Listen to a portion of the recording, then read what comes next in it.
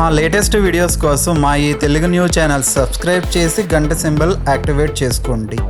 రేపు ఆదివారం రాత్రి దీనిని తలకింద పెట్టి పడుకుంటే మీ జీవితం రాత్రికి రాత్రి మారిపోతుంది. దీనిని తలకింద పెట్టి పడుకోవటం వల్ల మీకు అదృష్టం పడుతుంది అని పండితులు చెప్తూ ఉన్నారు. రేపు ఆదివారం రాత్రి పడుకునే ముందు దీనిని దిండి కింద పెట్టి పడుకోవటం వల్ల మీకు మంచి నిద్ర లభిస్తుంది. దానితో పాటు మంచి ఆరోగ్యం కూడా లభిస్తుంది. చాలామంది రాత్రులు సరిగ్గా నిద్రపోలేకపోతూ ఉంటారు. పీడకలలు రావటం కానీ ఇతర కారణాల వల్ల కానీ సుఖంగా పడుకోలేకపోతూ ఉంటారు. ఒక మనిషి ఉదయం నుండి కష్టపడి పనిచేసి రాత్రికి ఇంటికి వచ్చి పడుకుంటాడు. కానీ కొన్ని సందర్భాల్లో ఎంత ట్రై చేసినా నిద్ర రాకపోవటం జరుగుతుంది. బ్రెయిన్కి తగినంత రెస్ట్ ఇవ్వకపోతే మరుసటి రోజు సరిగ్గా వర్క్ చేయలేరు. సుఖమైన నిద్ర కోసం చాలామంది ఆశపడుతూ ఉంటారు. ఇప్పుడు ఉన్న ఈ రోజుల్లో చాలామందికి నిద్ర కరువవుతుంది. ఇలా నిద్ర సమస్యలతో బాధపడేవారు, పీడకలలతో బాధపడేవారు రేపు ఆదివారం రాత్రి పడుకునే ముందు దిండి కింద దీనిని పెట్టి పడుకోండి. మరి రేపు ఆదివారం దిండి కింద ఏం పెట్టి పడుకోవాలో తెలుసుకునే ముందు వాస్తు ప్రకారం నిద్రించేటప్పుడు తల ఏ దిక్కున పెట్టి పడుకోవాలో తెలుసుకుందాము. కొన్నిసార్లు బెడ్రూమ్ విషయంలో వాస్తు నియమాలు పాటించకపోవటం వల్ల కూడా సమస్యలు వస్తాయి. మనం నేల మీద పడుకున్నా, బెడ్ పైన పడుకున్నా వాస్తు నియమాలను పాటించాలి. లేదంటే ఆర్థిక పరంగా, ఆరోగ్యపరంగా సమస్యలను ఎదుర్కొంటాము అని వాస్తు శాస్త్ర నిపుణులు, పండితులు కూడా చెప్తూ ఉన్నారు. మరి మనం నిద్రించేటప్పుడు తల ఏ దిక్కున పెట్టి పడుకోవాలో, ఏ దిక్కున తలపెట్టి పడుకోకూడదో ఈ వీడియోలో తెలుసుకుందాం. అంతకన్నా ముందు మా వీడియో నచ్చితే లైక్ చేసి షేర్ చేయండి. అలాగే మా ఛానల్ని కూడా సబ్స్క్రైబ్ చేసుకోండి, మాకు సపోర్ట్ చేయండి. ఇక వీడియోలోకి వస్తే, వాస్తు ప్రకారం కొన్ని నియమాలను పాటించి అనుసరిస్తాం. ముఖ్యంగా అష్టదిక్కులకు ప్రాధాన్యతను ఇస్తూ నడుచుకుంటాం. అయితే రాత్రి పడుకునే సమయం నుంచి ఉదయం లేచే వరకు అన్నీ కూడా వాస్తు నియమాలను అనుసరించి నడుచుకుంటూ ఉంటాం. రాత్రి పడుకునే సమయంలో తల ఏ దిక్కున పెట్టి పడుకుంటే ఎటువంటి ఉపయోగాలు కలుగుతాయో తెలుసుకుందాం.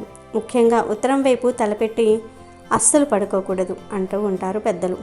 ఎందుకంటే ఈ దిక్కున పడుకుంటే దక్షిణం కనిపిస్తుంది, అది యమస్థానం. పూర్వం ఉత్తరం వైపు తలపెట్టి పడుకున్న ఏనుగు తలను తీసుకురావాలని శివుడు ఆజ్ఞాపిస్తాడు. అదేవిధంగా ఆ ఏనుగు తలను తీసుకువస్తారు. అందుకే ఈ దిక్కున తలపెట్టి పడుకుంటే అకాల మృత్యువు కలుగుతుందని అంటూ ఉంటారు. పడమర వైపు కూడా తలపెట్టి పడుకోకూడదని అంటూ ఉంటారు. ఈ దిక్కున పడుకుంటే తూర్పు వైపు కాళ్ళు పెట్టాల్సి వస్తుంది. ఉదయాన్నే సూర్యుడు ఇటువైపే ఉదయిస్తాడు కాబట్టి పడమర వైపు తలపెట్టి పడుకోకూడదు. అయితే మరి ఎటువైపు తలపెట్టి పడుకుంటే మంచిది అనే సందేహం రావచ్చు. దీనికి జ్యోతిష్యులు కొన్ని దిక్కులను సూచించారు. అదే తూర్పు వైపు తలపెట్టి పడమర వైపు కాళ్ళు పెట్టి పడుకోవచ్చట.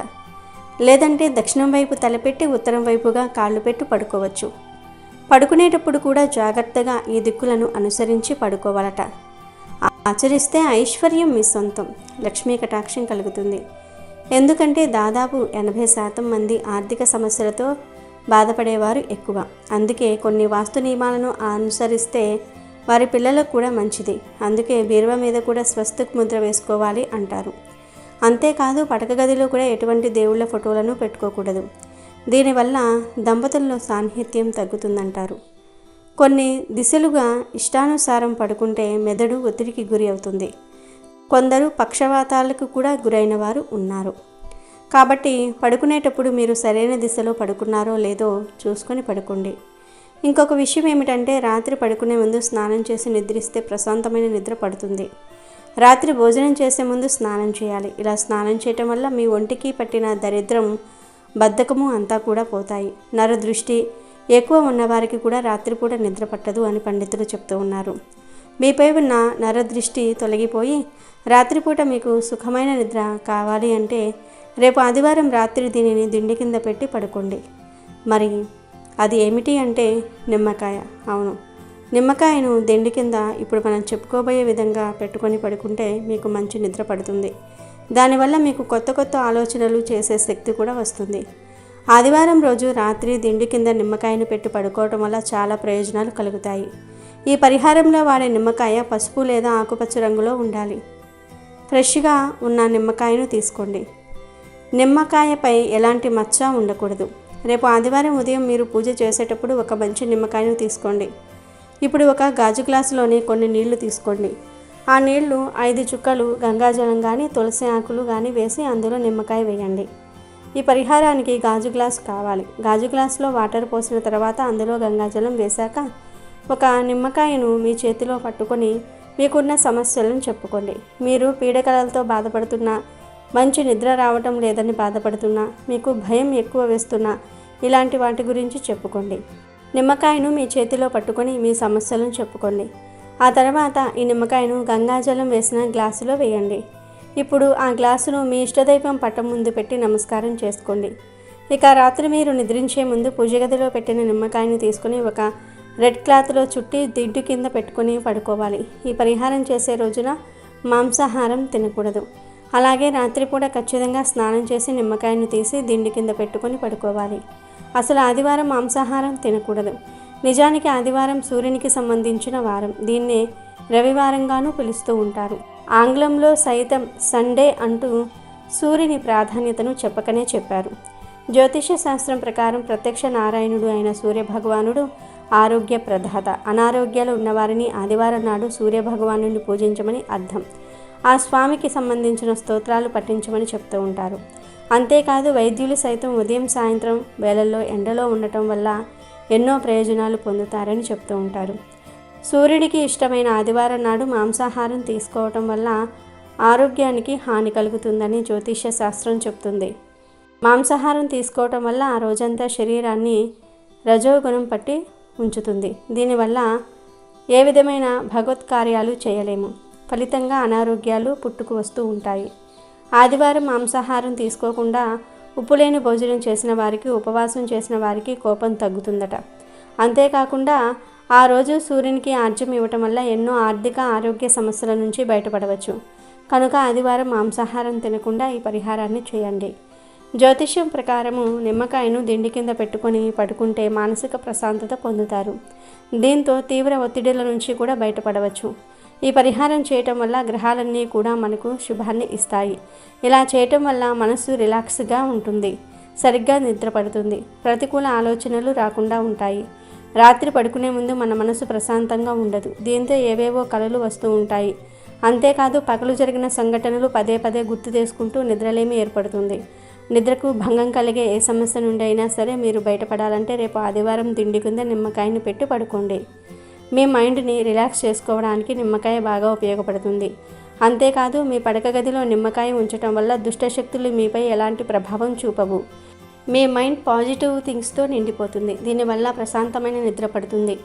మనం ఎంత ఎక్కువసేపు నిద్రపోతే మన మైండ్కు అంత రెస్ట్ దొరుకుతుంది. అలా అని చెప్పి వర్క్ మానేసి పడుకోమని చెప్పటం లేదు. రాత్రి వీలైనంత తొందరగా నిద్రించండి. ఇక దిండి కింద పెట్టిన నిమ్మకాయను వారం రోజుల తర్వాత కానీ మరుసటి రోజున కానీ తీసి బయటపడేయండి. ఏదైనా పారే నీటిలో పడవేయండి. పారే నీరు మీకు సమీపంలో లేకపోతే ఏదైనా పచ్చని చెట్టు దగ్గర ఎవరూ తొక్కని ప్రదేశంలో ఈ నిమ్మకాయను పడవేయండి. మళ్ళీ అదే విధంగా నిమ్మకాయను రెడీ చేసుకుని పడుకునే ముందు ఒక రెడ్ కలర్ క్లాత్లోని నిమ్మకాయను పెట్టి దిండు కింద పెట్టి పడుకోండి. మరొక విషయం ఏమిటంటే మీరు ఎప్పుడైతే నిమ్మకాయ పాడేస్తారో అప్పుడు నిమ్మకాయను పెట్టిన రెడ్ క్లాత్ను చక్కగా ఉతికి పక్కకు పెట్టుకోండి. మళ్ళీ పరిహారానికి వాడుకోండి. క్లాత్ని ఖచ్చితంగా ఉతకాలి. ఎందుకంటే ఆ క్లాత్లో మనం పూజించిన నిమ్మకాయను పెడుతున్నాం కాబట్టి ఖచ్చితంగా క్లాత్ను ఉతకాలి.